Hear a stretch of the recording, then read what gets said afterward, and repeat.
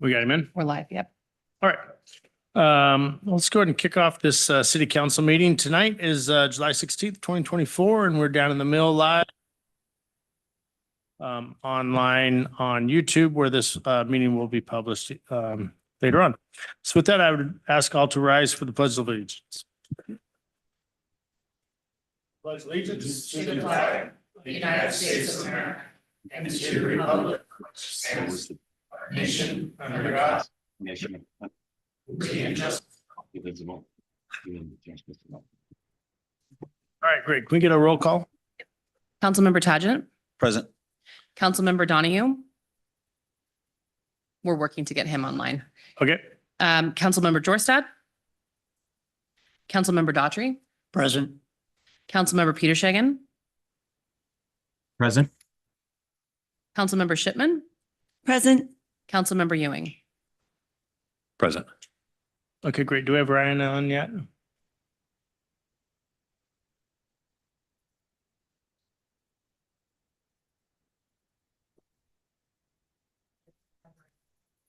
We're still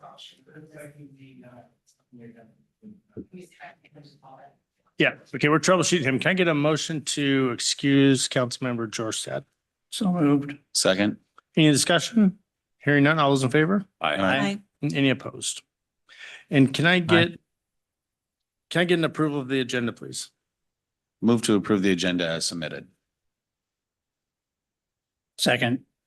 Okay, I have a motion and a second to approve the agenda. Is there any discussion? Hearing none, all those in favor? Aye. Aye.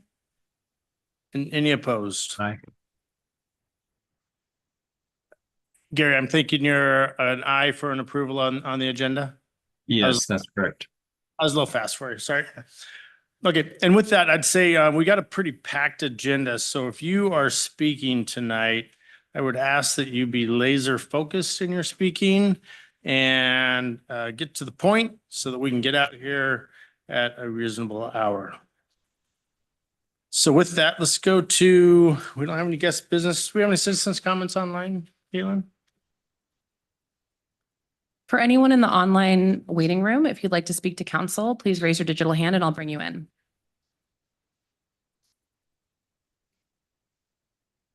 I don't see any hands raised. And I don't have any green sheets. I don't. Okay, let's move forward then with council business. Council President. It's you. Go. Gary, do you have anything for council business? No, I do not. Okay, Marcus? Pass. Pass. Pass. SEC dinner on Thursday night. Done. I'll be there. I will do. I recommend everyone else to be there as well. Yep. There you go. Ryan, do you have any comments? Is he in yet? Okay. We'll move forward. I'll forego my my mayor's comments, other than I hope to see everyone at Aquafest, and it'll be a good success this year. I know a lot of people have been working hard at it, and it'll be a good event. City Department report. Aaron, let's do the American Public Works Association accreditation presentation. Great. Thank you, Mr. Mayor. My name is Aaron Halverson. I'm the Public Works Director. I'm pleased to announce that the city received American Public Works Association accreditation on June 12th of this year, after being evaluated by 3 evaluators the first week of June. Of the 365 practices evaluated, 364 were approved. The purpose of the APWA accreditation program is to evaluate the city's standard operating procedures and policies for compliance with the industry standard, primarily focused on public works, but other departments are involved. Finance, planning, HR, parks, we're all involved in the process. We did exceptionally well. I said 364 of 365 practices were fully compliant. I know we did exceptionally well because I'm an evaluator and I evaluated the city of Belmont. So I have experience, Belmont, California. We did a great job. The team did a wonderful job. And I would love to give credit to all of them. Some of them are here. Chris Jones is our field supervisor for Storm, did a wonderful job on his portion of it, sat with the evaluators. It's nerve-wracking. Max is our risk manager, and he was our project manager for this. He did an exceptional job. He said tonight, he said, it didn't go exactly as planned. And I said, well, you know, what project does, Max? You did a great job. Finance did an absolutely exceptional job, sat with the evaluators, worked through it. The team really rallied around it. I'm proud of what we did as a city. We're one of 7 jurisdictions, municipalities in Washington State who is accredited. Yeah.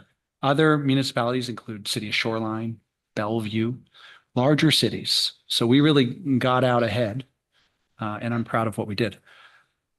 That's the end of that portion, Mr. Mayor. Can I talk about one other topic? You bet. And I'll keep it brief. We were asked to give an update on the outcome of the July 4th activities related to fireworks. We're still working to gather the information. So as we went through and began repairs on things and tracking hours, we're only 2 weeks after that. But it does appear that we had several thousands of dollars in damage or after hours work, no question. Several overtime shifts as well. And so I have a report here from David Green. He's the field supervisor in Parks. He reports that we had 6 overtime shifts for full-time employees. Those are extra hours, extra resources spent on this effort. They were there until 10 p.m. in most of the parks. We had a firework that destroyed 2 waste management owned solar powered trash cans. Okay, that's one of these, like the big bellies out here. They're fairly expensive. It also damaged the main water line to the Lundin Park restroom, which we had to go repair. The Parks Department had to go repair. In the morning, Park Seasonals really did a lot of work to clean up, but we also had overtime staff come in. It was sort of an all hands on deck exercise. You know, this is a Friday after a Thursday holiday. So we stopped doing everything else that we do, and everything in Public Works and Parks ends up working through the cleanup. We had a roll-off container in Lundin Park that caught fire. It's the city's roll-off container. It's brand new. We were using it to gather garbage. We had some damage to that. There was a lot of effort in making sure that garbage is collected. I think there's some opportunity. We're hearing there's some opportunities there to improve it, but it's primarily the damage is explosives used on city facilities or garbage cans, and fires being lit in garbage cans that are the damage. And then there's just a huge effort to clean it up. We run sweepers to clean things up. So anyway, we're still quantifying the total cost. We will have that for you during your recess, and we're happy to bring it back after the recess. Chief, Okay, did you want to great. add anything? Yeah. Okay. So I was asked to grab some stats just to give you guys an overview of our calls for service from July 3rd to July 5th. During that period of time, we had 68 fireworks related calls. We had 1 investigation that was taken with no citation issued. During that period of time, we had 7 alarms, 10 assaults, 4 DVs, 1 order violation, 3 missing people, and 3 search warrants that had to be written. We also had to go what's called on level 2 because of staffing levels and able to handle all the calls for an hour and 37 minutes on the night of the 2nd because of the staffing levels. We did have 4 officers out on day shift on the 3rd, 4 on nights. We had scheduled 5 on day shift, 5 on nights for the night of the 4th, but unfortunately one of our officers had to take leave that night, and we had 1 person out on the boat to handle all the calls out on the water that night for the nuisance of the fireworks and the noise complaints that we were getting in. On July 1st, we had 88 calls for service in a 24-hour period. July 2nd, we had 113 calls. July 3rd, we had 111 calls for service, and July 4th was 155 calls for service, and July 5th was 142 calls for service. So you can imagine we have 9 officers out handling 155 calls for service in a 24-hour period, how busy these folks were. So if you have any other questions, I'm more than happy to answer those, or if you have any more data you'd like to see, please let me know. I apologize. My staff is a little overwhelmed right now trying to take up with PDR requests. So. Okay, great. Appreciate those extra reports. Any questions from council? I just want to say I appreciate all the hard work that you did. I know it's one of your tougher times of the year with the number of calls and things going on. So thank you. Thank you. Okay, great. Appreciate it. Let's move forward then to Jeff, your police department annual report. Share my screen here. Hopefully I can get it to work. Council President Peter Shagan has his hand raised.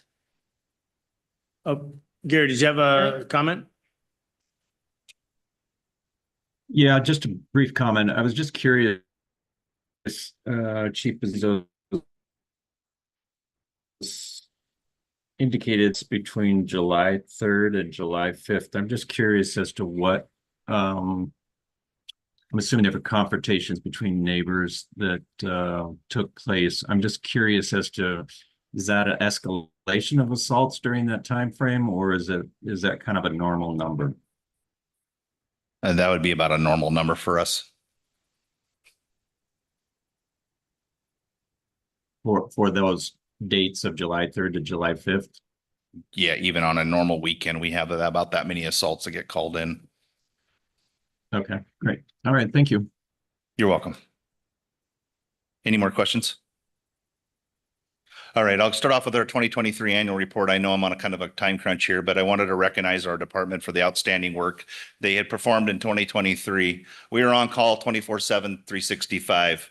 There's not a day that we're not out there working. In 2023, we started the year off with 8 vacancies and experienced a 40% turnover in staff due to 4 retirements and 5 separations. At the end of the year, we had 6 vacancies. We promoted people within and hired people with the talented individuals. We were recognized as the 5th safest city in Washington, 67th overall nationwide. This is the success of our mission statement and our commitment to organizational excellence, professional development, and quality training, succession planning, and staff wellness. In 2023, we worked on our staff wellness due to the retirements that we had. We built a wellness room within the department to allow staff to decompress and relax after stressful incidences. We have a coaching program. It's called Law Enforcement Coaching. We got on a grant from WASPIC to start that program along with a mental health professional that comes into the office with her dog Buster. This has shown success, and we haven't had any more issues regarding the issue that we were dealing with for officer wellness. All of our officers are having a great time. They're using these programs. They're actively involved. After 32 years in law enforcement, I am inspired by the staff's dedication. They meet our community's expectations of professional police services, trust, and transparency. Our motto is to work hard, treat people right, show respect and dignity, and have some fun along the way. And I'd like to thank the mayor, the council, the city departments, and our community for their support. As we move on, our mission statement, we serve the Lake Stevens community by enhancing public safety and the quality of life through professional police services, organizational excellence, and community interaction. Our 2024 goals were outlined here. The unfortunate thing is our traffic safety program. We were unable to fill that position at this time due to staffing levels, but we're continuing to trying to work. Right now, we have 4 vacancies. I have 2 in the hopper that I hope to give conditional offers within the next few weeks to reduce that down to 2 openings. We have 1 opening for what's called a community service officer that we're also working on to hire. So that is success by our department and HR working together to find committed and good quality candidates. We were reaccredited in WASPIC this would be this winter. And we also received a $41,666 grant by accomplishing that. This shows our where we were at in 2023 at the end for our vacancies, where they were at, 2 detective positions, a traffic position, and 2 patrol officers. Right now, I sent out to you guys the WASPIC crime stats. At the end of that, you would see the officer per 1,000 ratio. Our department is sitting at 0.99 employees. That's all of employees per 1,000 compared to 40,000 population cities that range at 1.82. On that, our department is showing the state average is at 1.12. We are currently at 0.78. The civilian staff is 0.47. And ours is sitting at 0.24. Comparable just even to the city departments, the city's average is 1.29. Again, we're 0.78. And for civilian staff is 1.39. We're at 0.24. We did show a 4.7 reduction in priority 1 and priority 2 crimes with a clearance rate of 42.7, which is outstanding compared to our other cities that are the same size. We just filled the detective position, so we only have 1 detective vacancy now. The detective that went in there is focusing on our vehicular homicides cases that we had, unfortunately, last year, trying to make sure that we hold that suspect accountable and give the victims what they need. Let's see. Going through the calls for service, I'm not going to go through all that stats, but you can see the crimes against people, the crimes against society, and crimes against property. The unfortunate things, our prosecutor's office at the felony level have reduced charging crimes against property. So you will see a reduction with some of the stats because people are no longer calling us on a daily basis. One of the things you see here is Officer Schultz. She's carrying a little kid after a call for service. She took that kid and comforted it. It made national news. It was all over the national news showing her in this photo. It was outstanding to get on the internet and see that picture here in Lake Stevens.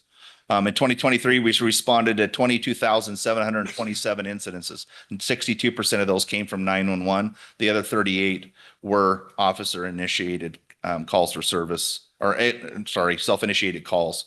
That becomes like traffic stops. People are asking if we're stopping cars. We're at 36% of our calls are traffic stops. You can see security alarms, collisions. Collisions went up as we understand. 911 calls were at about 18%. Those are our top call types. This is just showing the outstanding work and the partnership that we have with our Lake Stevens School District and the SROs and what the service they provide there. We have one assigned to the Lake Stevens High School and one side of the Mid-High. They do outstanding work. As you guys saw how David Carter taught the active shooter course for our city employees and the job that they do. They also do that within the community of the school. And I daily receive feedback on how wonderful these SROs are. And we're just grateful for that partnership. Our Marine unit is busy. Unfortunately, our school resource officers turned into our Marine unit during the summer. They're at what's called the National SRO training. So we do have people out on the boat on overtime trying to fill those positions. And we know the lake is very busy right now. Community service officer is vacant. Unfortunately, we lost our community service officer to the private sector, but we are in the process of hiring that. The investigations unit, you can see the different things we had. We did have a homicide in the last day of 2023. These are the other the cases that they're working on from the most to the least. K-9 team is actively busy. They've been working. They're the first trained fentanyl dog detection dog in the state of Washington. And now it's become a norm where other agencies are following it. CJTC is updating their K-9 policy to include fentanyl detection. And we have been very successful. We've been deployed 27 times in 2023 with 41 different seizures and deployments with over 60 different types of environments. And we built a great partnership with the Tulalip tribes because we responded to their calls for service also. Our evidence tech, who is very busy, as you can see, is Deb. She does great work with the Special Olympics, but she also does work handling the amount of evidence that we bring in. She processed over 1,308 different pieces of evidence, with 300 of those drug items being processed for destruction after. There's 970 pieces of property for destruction. Our evidence units processed almost $32,000 in seized money and seized or unclaimed money. We seized over 99 firearms in 2023 also. The records unit, I can't say enough about that. That records unit turned over. We have new staff. Their PDR requests, as you can see, are going up. The hours spent on PDRs is almost doubled in the last from 2022 to 2023 and the year before. CPLs went down because the state of Washington took over that process for new firearms. I sit on the governor's committee on that and the background checks, and it's been a very successful program. So that work was taken away from our CPLs, but we still do regular CPL when people need a CPL license. We still handle that part of it. We just no longer do the new firearms transfers. Administrative, we still have the Explorers program and the volunteer programs. We couldn't do it without our volunteers. They come in and help us with fingerprinting. They schedule it. The volunteer comes up and shows up, does 2 or 3 fingerprinting schedule during the day to help us out with our staff. We also brought in the bridge coordination services that helps us with domestic violence victims in coordination with the courts and the victims and sometimes the suspect to bring resolution and training and a commitment to help get people the help they need. The accomplishments 2023. I'm not going to talk about all of them. As you can see, they're broken down by our professional police services. These are the great work that our staff did. We transitioned our body worn program after going from one vendor to the next, which has been very successful and has helped cut down staff time. We had positive outcomes on our audit through WCIA for law enforcement. we conducted a Citizens Academy. As some of you know, that's been a very successful program for us. We get about 12 to 15 people in that. We improved our CPS intake process. Our officer wellness program has gone great, gung ho. Like I explained before, we also have an app that's paid by WASPIC to allow our officers, retirees, and their spouses and their family to get resources if they need it through the Cortico app. We had a sergeant's promotional assessment, which we promoted a sergeant off of. We have autism awareness campaigns for community interaction. We do Special Olympics, as you all know, water safety collaboration with the Snohomish Regional Fire and Rescue, which one's coming up here. This event's coming up. Pops with Cops, which is going to come up tomorrow. They'll be up here at North Cove Park giving out ice cream to the kids and talking about law enforcement and public safety and water safety. Coffee with Cops, National Night Out, Kids and Us tours, car seat checks, cancer awareness, behind the badge support. You can see the great work these folks are doing. And these special people here were recognized as our Employee of the Year and Leadership Award. Sergeant Barnes was the Officer of the Year, and then the Life Saving Award that we presented to both Officer Brecht and Officer Lyons, or Corporal Lyons, for their outstanding work at a house fire. We're still hiring. So here's the back part of it. If you know somebody, here's a QR code. Please have them hit that and sign up. One of the things I wanted to bring attention tonight is our North Sound Police Foundation.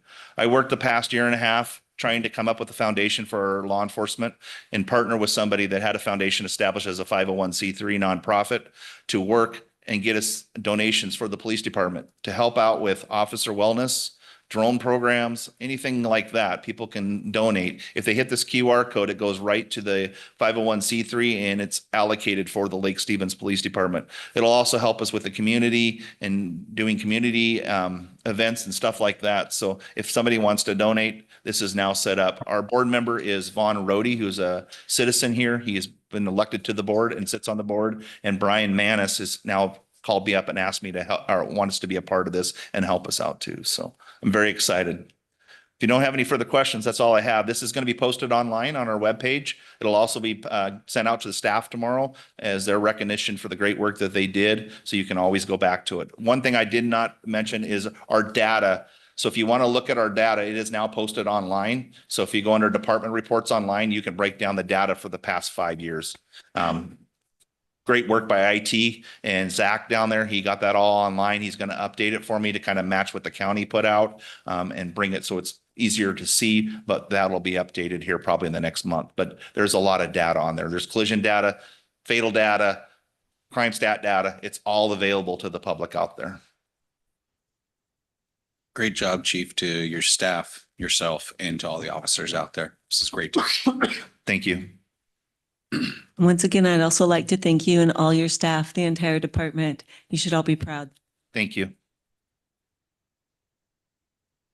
Anybody else?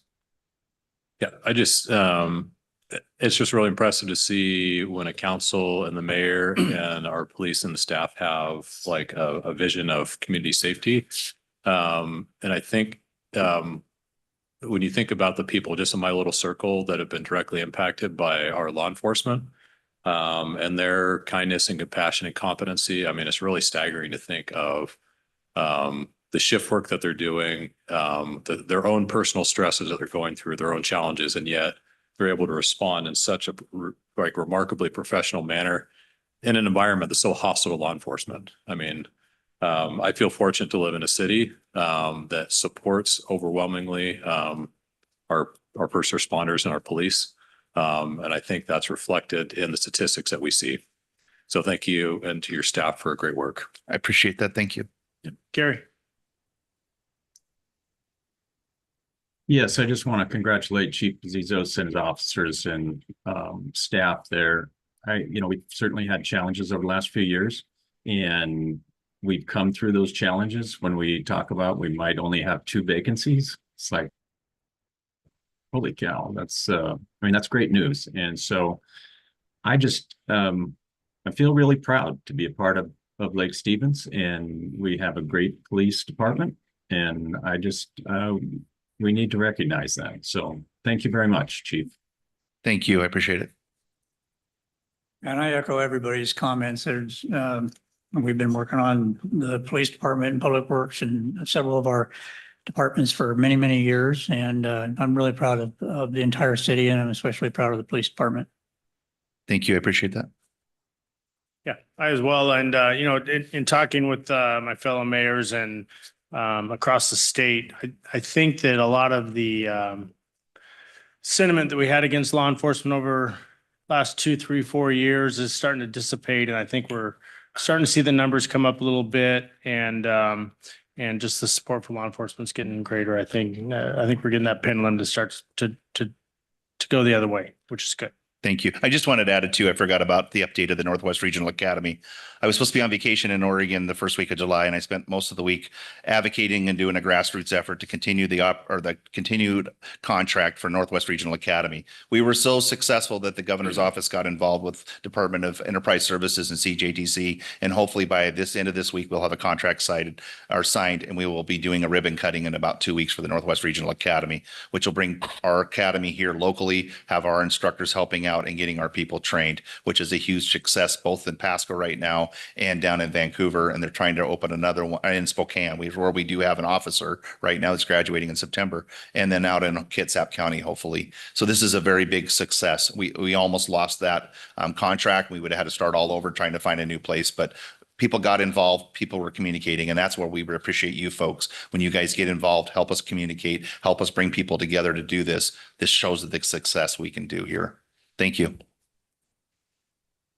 All right, great. Let's move on to Sarah with the North Cove Road dock update. Thank you, Mayor. From the Parks Department, I wanted to give an update on where we're at with the North Cove Road dock. This has been prioritized in our department to get as far as we can before the regatta, come up with solutions, and then come up with a permanent solution, of course, as the total project. Where we're at right now is we have received the requirements requested from the Lake Stevens Row Club. They are requesting 4 to 6 inches of freeboard, no more than 6 inches. Typically, road docks are between 5.5 to 8 inches of freeboard. So we're going to do our best to get it at 6 inches. They've requested this to be 9 feet wide. The current dock is 8 feet wide. They are requesting 120 feet long of a dock. The current one is 90 feet. And the gangway, they agree, should be 30 feet long. At this time, we have received quotes for prefabricated docks. The one we've received the quote from was AccuDock. We do have 2 other companies that will be quoting to see what their options are. AccuDock does offer light transparency down the middle, which would greatly help us through permitting and expedite the timeline. For a 30-foot gangway and an 8 by 80 dock, they're quoting $68,896. I noticed that doesn't include tax, so that would be around $75,000 for purchasing everything that'll be installed. It would cost more if we want to make it wider or longer, of course. With this, we've also been able to contract with the on-call engineer who has the contract with our engineering team and Public Works. They are moving forward with engineering on the footing for $24,000. My quick crunching of numbers, the entire project likely will come in at around $120,000 to move forward with the 8 by 80 foot dock. I know in last week's supplemental budget, finance had put a placeholder of $100,000 for this project, which was approved. So that gives me budget authority to continue to move this forward. And if we need to expand that, I'll certainly bring it back. The other piece we have been working on is, can we purchase the dock in advance and then use it temporarily for the regatta in order to have a safe and usable area for that? The answer is we do have other pieces to work through, such as how it would be anchored and how to get people from the land onto the dock. But the permits are obtainable. We have talked to both our planning department as well as Fish and Wildlife. We will also be looking to get documents in advance of purchasing this for preliminary draft of the design being accepted. And that way we know what we buy for temporary use of the regatta would also be able to be installed after the fact. So we have made progress and we are continuing to keep this as priority. And I'll certainly have updates that I can email council during the break as well. Does anybody have any questions specific to the road dock? Yes, I do. What was the size that we're going to do?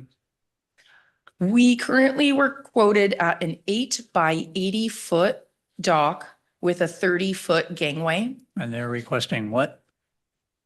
a minimum of a 9-foot wide by 120-foot long. Currently, the dock is 8 foot wide by 90-foot long. So in order to go larger, if you would like us to look at 90 feet or 120 feet, we will have to increase the budget, likely pushing out to around $150,000 to meet that total demand. We will have a better cost estimate once we have engineering in and know what it will cost to construct the footing itself. I think that the economics of this warrants going with the longer dock because of what the into the downtown area. Well, I would like to propose that we do look for the longer and wider dock. I would concur with that. Monroe just hosted the World Championship Wakeboarding at Lake Ty. And to think that people from all over the world are coming to Monroe, Washington for wakeboarding. They set up grandstands all along Frylands Boulevard and shut down the entire Frylands Boulevard, set that up. It's quite the event.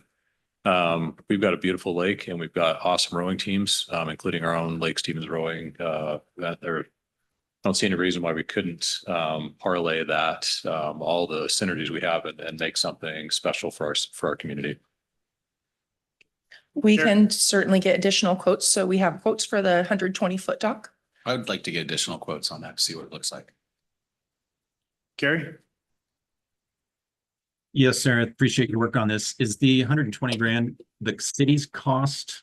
Or is that the total cost of the project minus the 30% that the road club's going to contribute?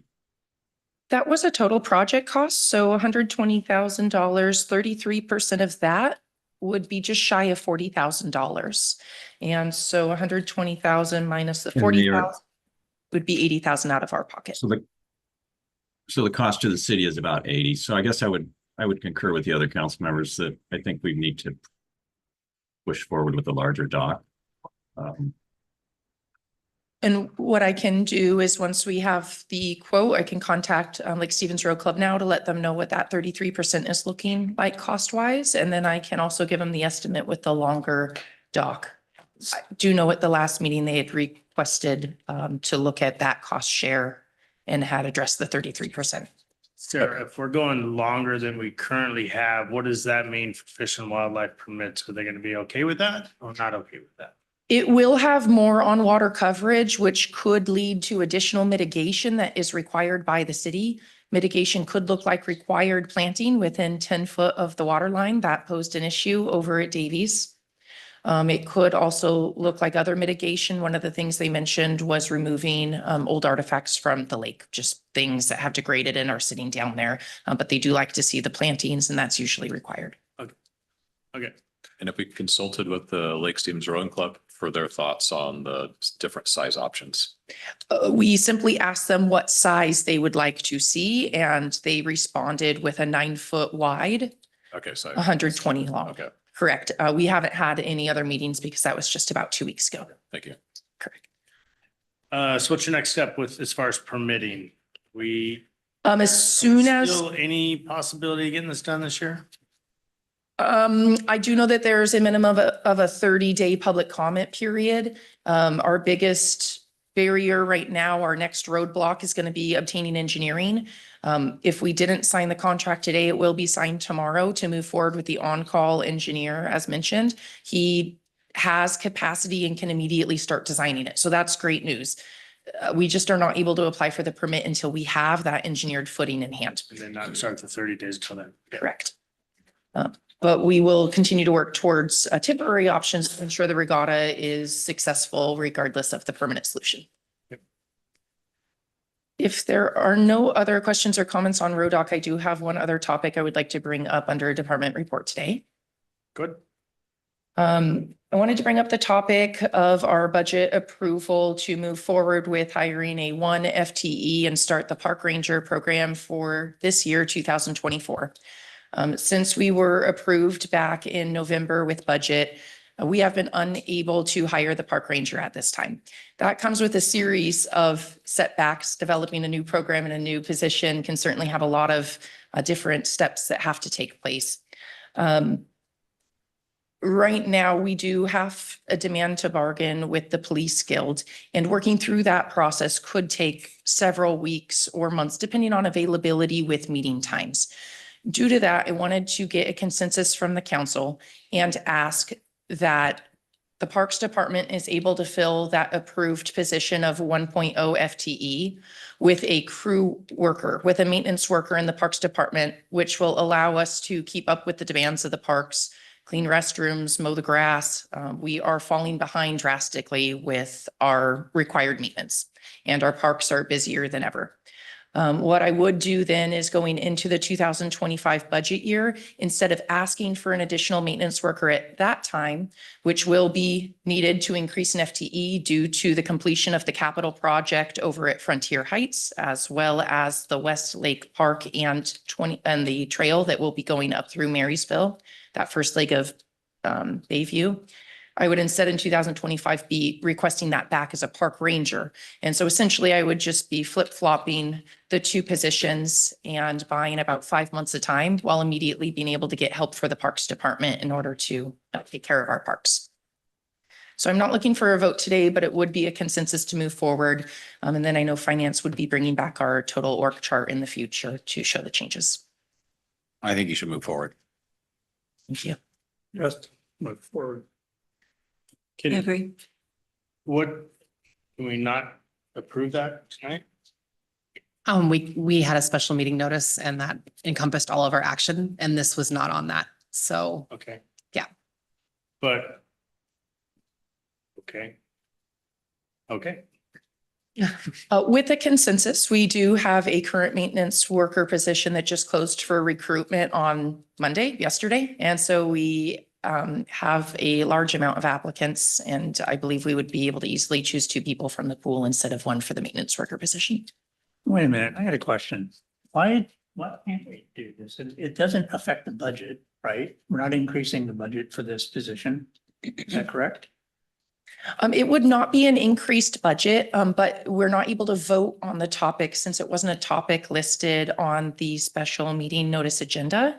But if I was to get a consensus, since it doesn't affect budget, I would be able to move forward with hiring the title change and then bring back that org chart at the next meeting. Okay. Yeah, the state open All right. meetings act That's fine. requires. Are you wanting to challenge our city attorney there? So did we have consensus? We can move to the next. Yeah. Okay. Yes. Great. Okay. All right. Thank you, Councilor. Sarah, go forth and do good things. Mr. Mayor, can I interrupt one time? I'm sorry, Mr. Mayor. Sure, why not, Aaron? So the council asked for a report from WashDOT on the US2 trestle update. I'd been working with WashDOT to get them on the agenda tonight. They have a brief report. They were able to make it. I missed it on the guest business agenda. They're here now. They have a few slides to share. Would you be willing to entertain their information this evening? Sure. Okay, great. Okay. Are they So- online or? They're online. So let me introduce, we have 2 folks from WashDOT, April Del Champs and OT Cadelty. I don't think Jennifer Rash is here this evening. She isn't, but you can see April's here and Mr. Didal is here as well. So I think they are presenters and they're able to share a presentation. No worries. And also Jen is she's on the other side. She needs to be let in order to share the presentation.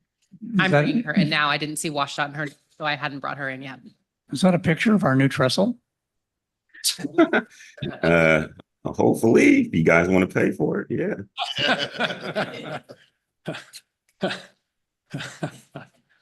All right, well, we can jump in. Jen, are you able to share your screen? Yeah, just a second. Let me get all situated here.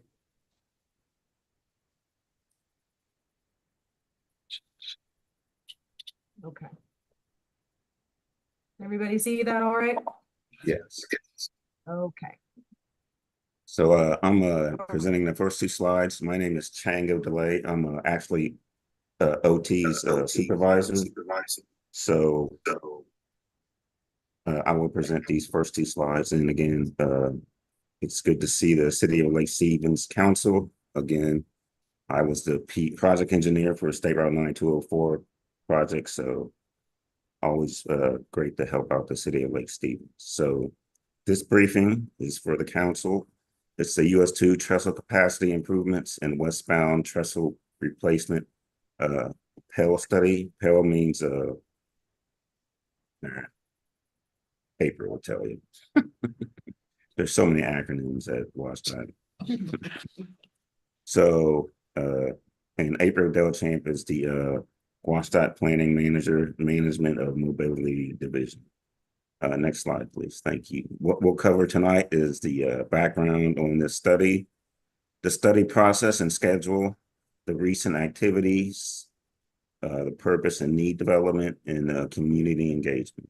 And just to make it very clear, we're still early in the stage of this PEL process.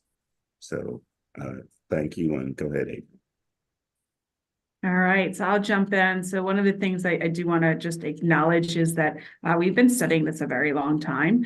The most recent effort for WashDOT was the 2021 US 2 westbound trestle PEL study, and I'll go into a little bit of detail how this study is a little bit differently. And relatively recent, it is wrapping up on the other side of the trestle is the Everett I-5 US 2 interchange study. Next slide, please. So a couple of things when it comes to this PEL study. One of the things we were working towards is we're using what's called 23 USC 168 PEL authority, and that stands for Planning and Environmental Linkages.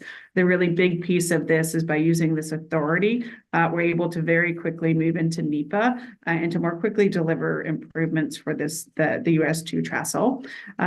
Some big pieces is that we're looking at hearing from a broad range of voices, those that use the trestle for various reasons in different communities. We're hoping to adopt what's called the purpose and need directly into NEPA and directly a range of options or alternatives into NEPA so that we really get a jump start and try and deliver something. Next slide, please. So a couple of ways where this one is different. One of the big things we heard in our last planning and environmental linkage study is that US 2 does not operate in a vacuum. And so we were in FHWA, one of the outcomes from that PEL is that we needed to expand our study limits, especially our traffic area limits, which is that dotted line, in order to make sure that we really understood the impact of anything that we did to the trestle to the broader network on either side. Additionally, we were instructed to look at alternative travel modes, including HOV transit and especially active transportation. For WashDOT, there's also another piece of requiring to look at complete streets for any project over 500,000, of which this qualifies. We're going to be continuing tribal and agency and public engagement, but we're also trying to assess some of the social equity and determine gaps in mobility on both sides of the trestle, and update that purpose and need because we did have one in the previous study, and doing an environmental scan so we can try to make it easier as we move into NEPA. Next slide, please. So a couple on decision-making. We do have some structure related to decision-making. There is the technical working group, which is public works planners and such that really give us advisory and inform our process on the technical side. We have a resource agency committee. So these are typically like Fish and Wildlife and others that may be involved in permitting. And then the last one is the executive advisory group. And for this one, we are looking for a Lake Stevens representative. And this is really elected officials, chairs, and executives. They give a policy perspective as we move through this process. Next slide, please. So long slide, and I'm going to give a high level, is We're very early in the process, but some of the highlights is that we're working through finishing up our purpose and need, which I'll have a little bit of an update on later slides, developing some criteria so that we can evaluate those things that we come up, the different solutions and concepts, and start developing those alternatives, both the US 2 trestle as well as the interchange on the east side as well as the west side. One big milestone that's upcoming here in the next couple of weeks is FHWA concurrence point 2. This is required for a planning environment linkages study, and it's also how we are able to jump into NEPA so quickly as we're doing through this, and that will adopt our concurrence on our purpose and need. We're looking to get this done through the fall of next year with that final report. But between now and then, we'll be evaluating in 2 levels the different alternatives in order to get to that streamlined NEPA. And we'll be bringing you along and happy to bring you updates along the way. Next slide, please. So purpose and need, this is really a translation. So this is the transportation needs that are identified for the US 2 trestle. And one important note here is that this is both eastbound and westbound, and the system itself, where we were put improvements is something that we're trying to figure out that would support the westbound trestle. Additionally, we're looking to provide a framework to ensure that we have a very broad range and a reasonable and deliverable range of alternatives that moves into a NEPA process.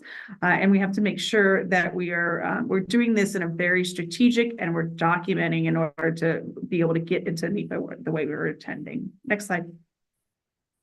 So draft purpose statement. So the purpose of this Pell study is to develop a long-term equitable transportation solutions too. And each of these ones, as we go through, these are the problems we've identified for the US 2 trestle. Improve multimodal mobility to and across the trestle. So this highlights really the need both on the trestle, but to be able to access on both interchanges.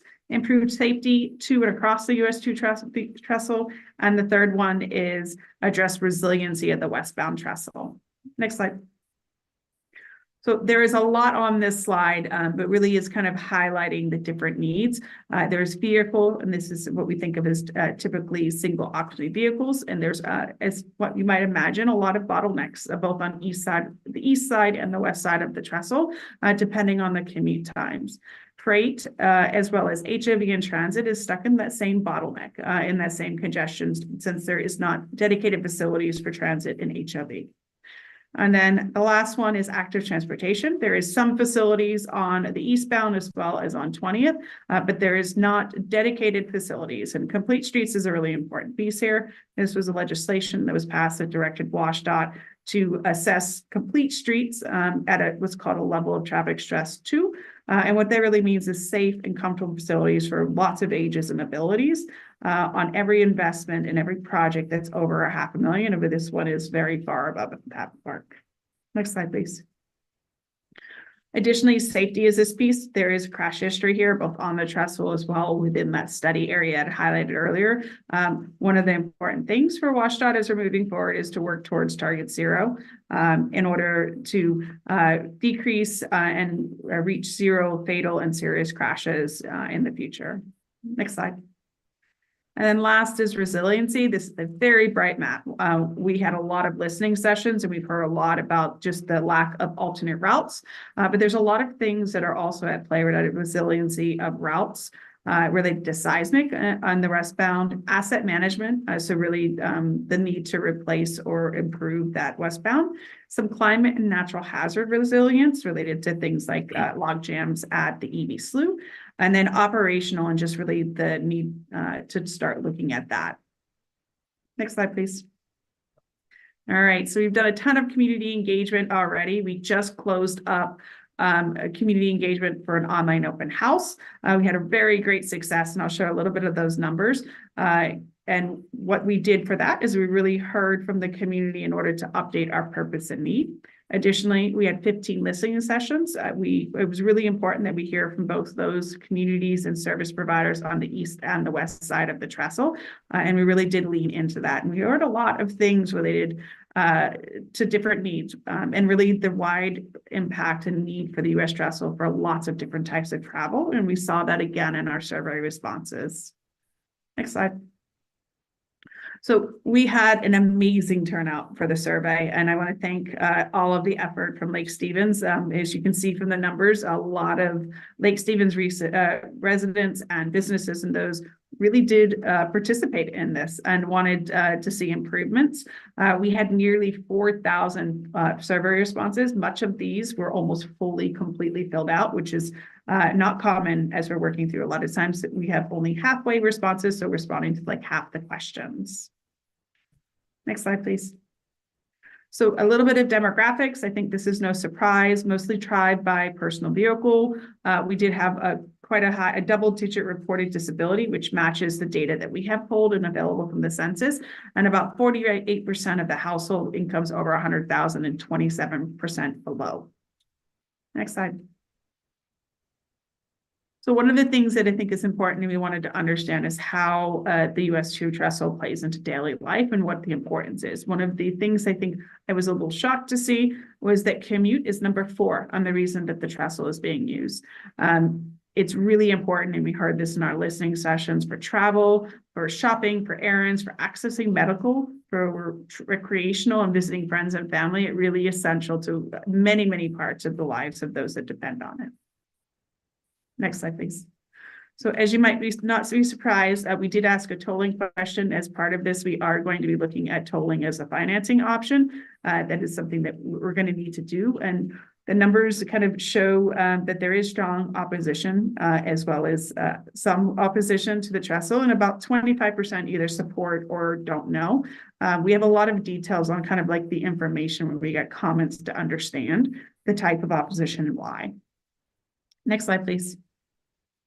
So another big piece that we wanted to understand is really what the problem was from the perspective of those that use the US2 trestle, and congestion, as you might imagine, and travel bottlenecks are something that we heard a lot about. That is the top one. But we also heard about the lack of detour options and the lack of alternate routes.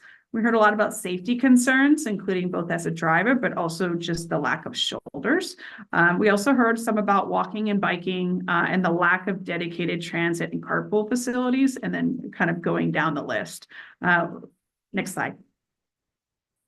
Another piece that we kind of asked on kind of the tail end on this is how they perceive those. So the first slide before was kind of what were the problems they had, and this is kind of what are the priorities if they were ranking it. As you might imagine, it kind of mirrors to a degree the previous slide and those reduced traffic backups and bottlenecks. But we also saw some interesting response and a heavy support for reliable travel times and understanding before we start how long it's going to take to get across the trestle, regardless of the mode you might choose. And then we also saw a pretty high percentage related to wanting some dedicated transit and high occupancy vehicle facilities. Next slide, please. So a couple of upcoming activities I highlighted already. We have that FHWA concurrence point number 2.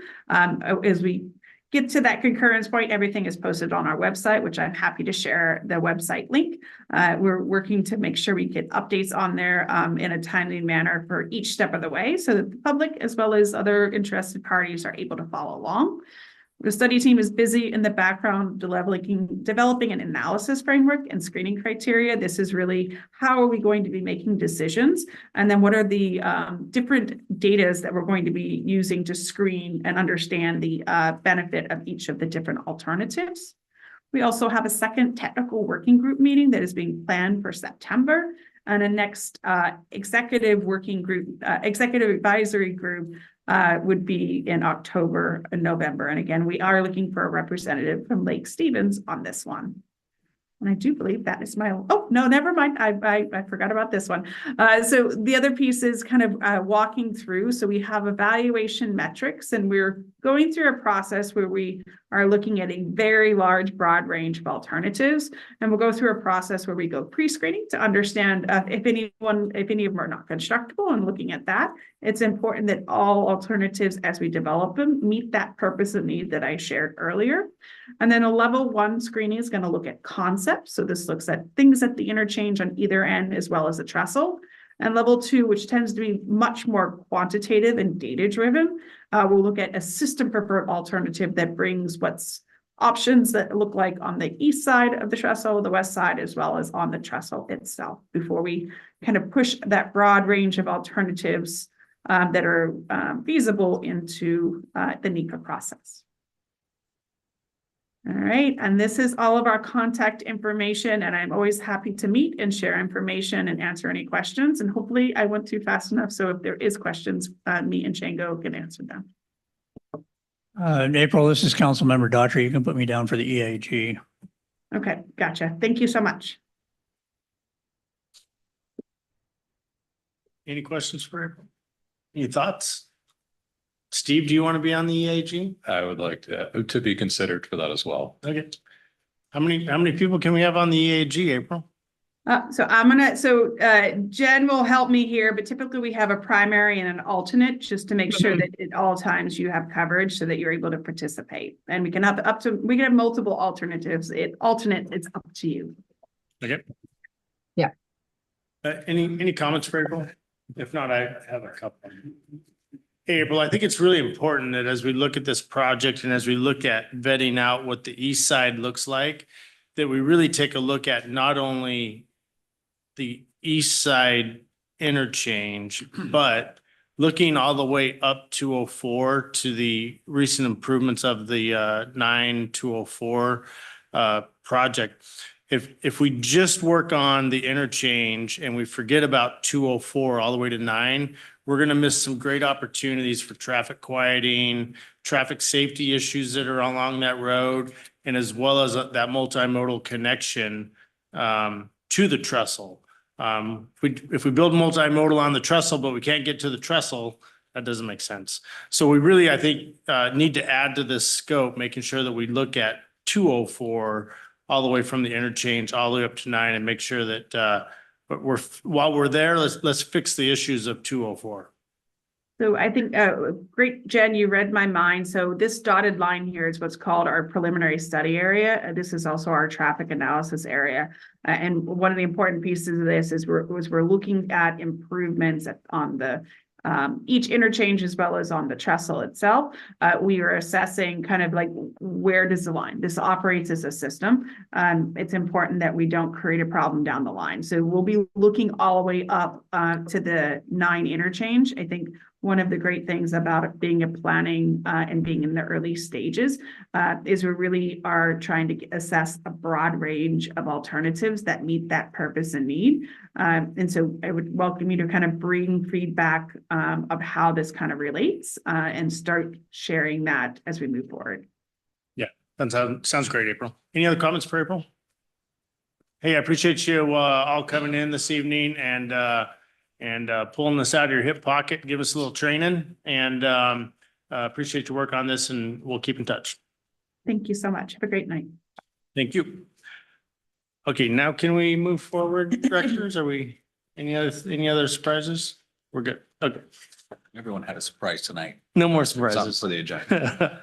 All right, let's hit the, can I get a motion to pass the consent agenda? So moved. I do have one, I can second that, but I do have an amendment just on item C, January 25th. The AWC was actually in Vancouver and not Spokane. Thank you for catching that. Yeah. so Yes, I just- made that edit. Okay, so we'll make that fix. So I have a motion and a second with fix. Any discussion? Hearing none, all those in favor? Aye. Aye. And any opposed? Okay. So let's move to action items. And again, directors, I'd ask that we stay focused and lasered on presentation. And Barb, you are up to bat. Thank you, council. So I am bringing forward the comprehensive procurement policy tonight. Give me 1 second. What's happening here? Let me minimize. Okay, so I'm going to bring this forward to council tonight. I just wanted to say thank you to Matthew and our team, especially Jessica Rowe. They put in a lot of research and time into these updates. So the purpose of the policy is to implement the requirements of the state and federal procurement laws and bring those to the city for use. It provides a fair forum for bidding and public contracts, ensures contract performance, and eliminates the the look of any kind of preference, giving those to any vendors or contractors, and it streamlines transactions through consistency and management flexibility. So the reason for the update tonight, council must approve any substantive updates, and then any non-substantive ones, then I, as the finance director, can make those. Those are generally for clarity or procedural updates. So the policy was adopted in 2018 and an amendment was brought forward in 2022. Current legislation was adopted in 2023. That was effective June 30th. That updated the public works bidding thresholds. And then again, additional legislation was passed that goes into effect or went into effect July 1st, and it updates the small works roster process. And that process requires not only the policy to be updated, but also the small works resolution. And so this update, this presentation will actually cover both of this action and then the action for the small works roster as well. So the legislation affecting the small works roster process added procedures for contracts under $150,000, eliminates procedures for limited public works option as a municipal research service center, who we have our rosters through for both small works and consultants, have eliminated that option. And then also it adds apprentice utilization requirements that are part of the law. And then it also has some clarity and efficiency updates as well. So the substantive policy revisions, we updated the policy summary tab. So if you've seen our procurement policy, there is a summary tab at the beginning that gives all of our requirements, limitations, thresholds, and approvals. And it also, the updates correspond to section 13 of the policy, increases thresholds and awards. And I will go over that in the next slide to kind of show you a bit more of that. Section 8, grants and federal funding, changed the mayor's signature requirement from application to contract, as that is the law, not application. And then section 9, we added contracts. And so we added a new section that sets contract requirements at $10,000 and above to provide flexibility and efficiency in procurement requirements for small projects, while maintaining the legal compliance. So while we were researching the policies of surrounding jurisdictions, looking forward at this, we discovered that many don't require contracts for services or projects that fall under certain thresholds. Departments would still be responsible for ensuring vendors are aware and comply with ongoing requirements like business licenses and prevailing wage. And we think that will be in a checklist type of format. And the management has always strived for flexibility and regulations to increase the project efficiencies through this procurement policy. City of Everett uses the $10,000, and we believe setting our threshold at that $10,000 will accomplish the flexibility for us as well. So like I said, we did find a number of them. They were anywhere from 2,500 to 10,000. A few of our neighboring jurisdictions do have that. As I mentioned, Everett, Arlington also has one. And then, as I mentioned, Jessica Rowe, she is part of a larger procurement network and has found throughout the state that a number of them have these thresholds in place and don't require contracts under certain dollars. So we would like to move forward with that in order to provide some additional flexibility and efficiency for our staff as well. And then section 21, disposal of surplus property, we added some clarification for surplus property and equipment purchases. The previous notation just said anything had to be, any equipment or anything over $50,000 needed a public hearing. We just had to add the clarification for utility purposes. So a little bit in there. So this is a look at our summary table. As you can see, we have the current resolution, what is in place right now, and then the proposed resolution with the updated changes in red. So for minimum competition process, this is where we don't need to go through all the bidding requirements. We can actually go out and solicit vendors or contractors. This has increased from contracts up to an equal to and less than 116,155 to 150,000. That was the change that was made as of June 30th. And then multi-trade day labor has also increased to that same threshold. And that's our internal staff. So we actually do have limitations and threshold requirements on our staff as well. Multi-trade, that would be something like maybe a sign that has concrete work and electrical work. So it's multiple trades all in one. Single trade did not change. That's still at 75,000. So that's maybe putting in a sidewalk So those both have increased. The Public Works Limited Small Work Roster process was removed by Municipal Research. And then they removed the statement regarding a minimum of 5 quotes required for the small works process. MRSC actually requires you obtain or solicit all. So we just removed that notation. And then Public Works, the formal bidding, so again, increased to the anything over $150,000. And this is when you're not using the small works roster.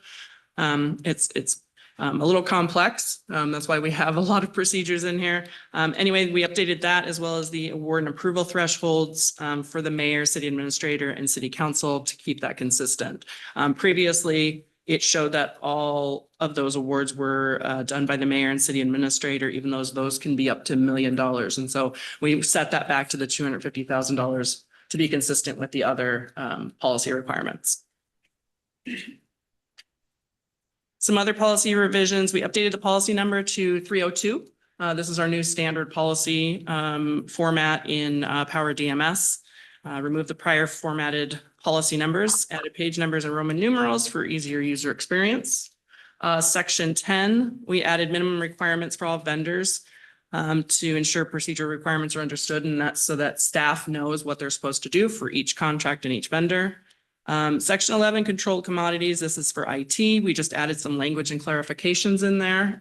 What they have and what they need and requirements. We'll likely do more of those in the future, adding things like subscription-based IT products and leases. But those are more, again, non-substantive, so I won't need to bring that back to council. And then section 19, we just added the RCW reference for the exemptions to competitive bidding requirements. So again, just other things getting updated. And this is the notes table to the notes summary table. And those you can see we have IT commodity. We added IT approval for all IT equipment, services, and software. This has been practiced, but now it's just memorialized in the actual policy. And then we remove the reference to the limited public works process here. Nice and brief and concise. Are there any questions? Any questions for Bart? A lot there, but anything? Can we get a motion? Move to adopt resolution 2024-08, amending the comprehensive procurement policy 302 and repealing resolution 2022-15. I'll second that motion. Okay, I've got a and a second. Is there any discussion on the motion? Hearing none, all those in favor? Aye. Aye. And any opposed? Can we clarify, do we have Ryan on? Is that Ryan? Yeah, that was right. Okay, so we have Ryan. I'm here. Okay, great. And okay, motion passes. Let's go to And then wait, I need one more. item 11B. Yep, exactly. You're on. Sorry. Still on.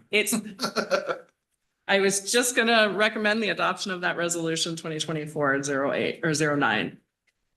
Okay, So I'll move to adopt resolution 2024-09, establishing a small works roster process and repealing resolution 2018-16. Second that motion. okay, I have a motion and a second. Any discussion on the motion? Hearing none, all those in favor? Aye. Aye. Any opposed? All right, thanks Barb for your work on that and your staff. There's lots of little red lines and things to get done. I appreciate it. Let's go to this one, cost sharing agreement for downtown stormwater detention center or system. Aaron. Okay, hello again, Mayor and Council. Aaron Halverson, Public Works Director.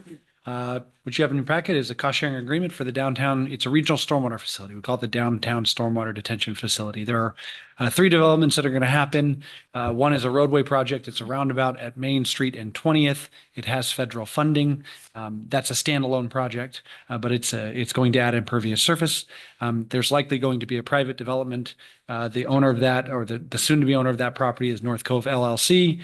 That property is where the existing coffee stand is. It's the north and west corner of the intersection of 20th and in fact, I'll pull up a map. How about we do that? I'll be quick. Share screen.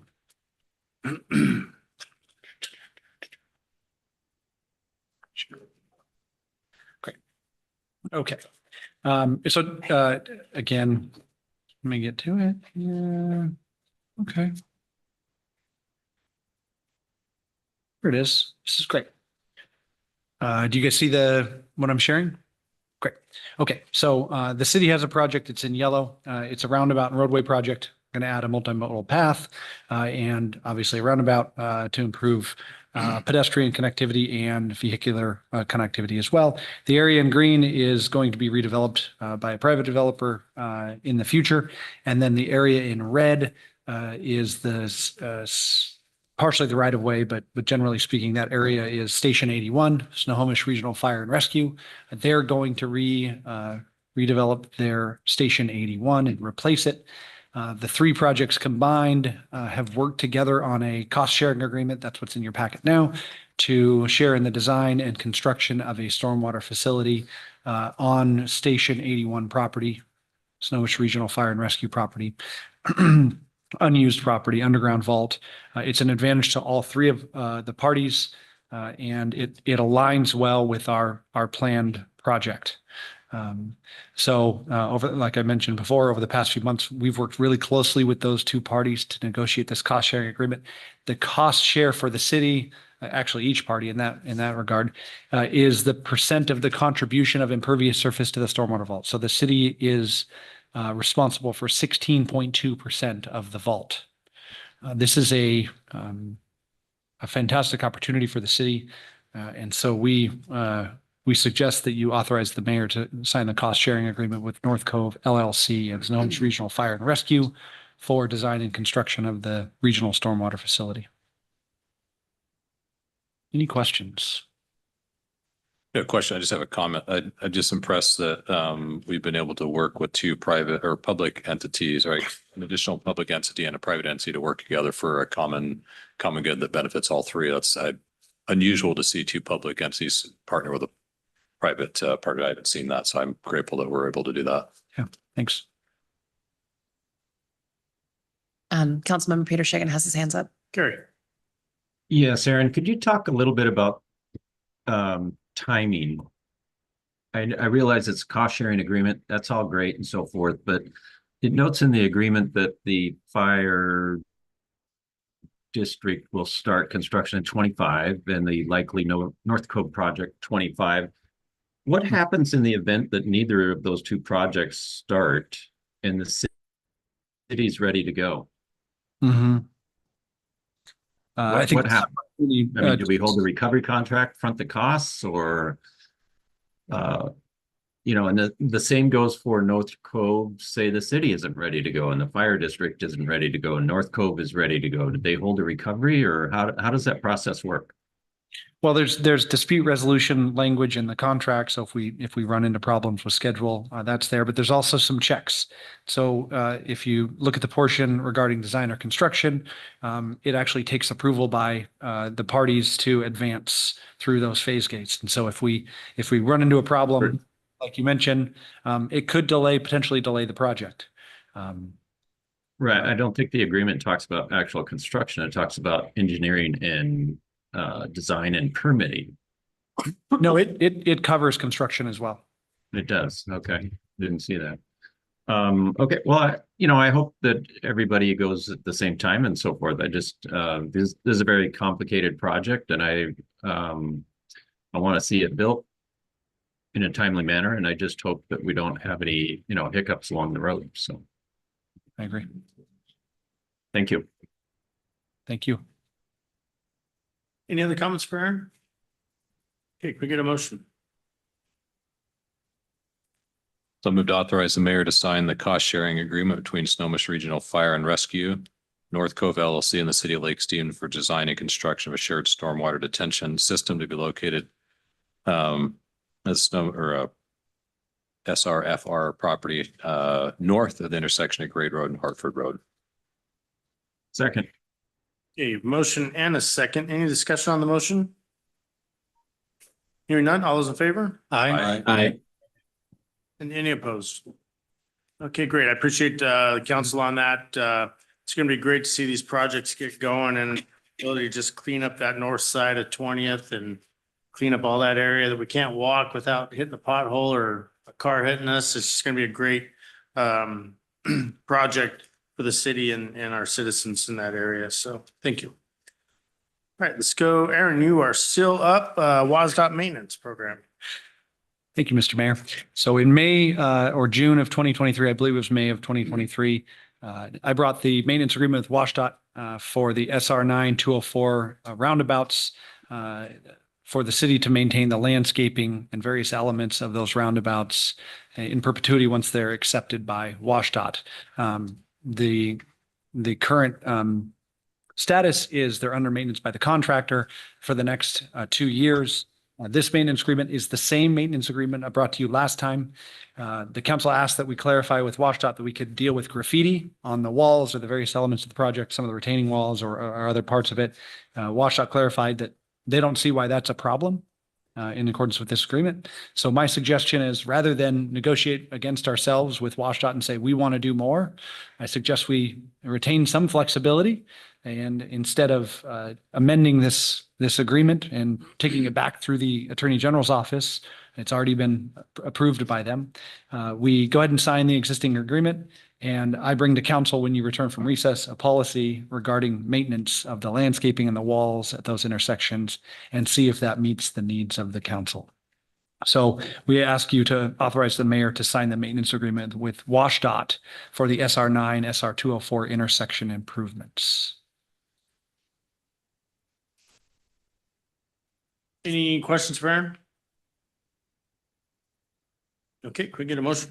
I move to authorize the mayor to sign a maintenance agreement with Washington State Department of Transportation for SR9, SR204 intersection improvements. Second. Okay, I have a motion and a second. Is there any discussion on the motion? Hearing none, all those in favor? Aye. Aye. And any opposed? All right, thank you, Aaron, for your work on that. All right, and then we have a discussion item of ordinance 1171 establishing a compost procurement policy. Sounds riveting. Thanks again, Mr. Mayor.